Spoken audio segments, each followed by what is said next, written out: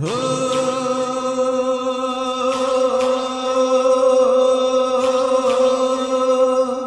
ದೇಹವೆಂದರೆ ಓ ಮನುಜ, ಮೂಳೆ ಮಾಂಸಗಳ ತಡಿಕೆ ನಿಜ.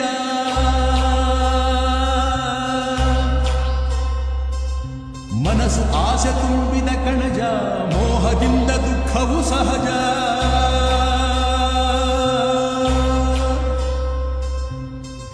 ನಶ್ವರ ಕಾಯ ನಂಬದಿರಯ್ಯ, ಈಶ್ವರನೇ ಗತಿ ಮರೆಯದಿರಯ್ಯ.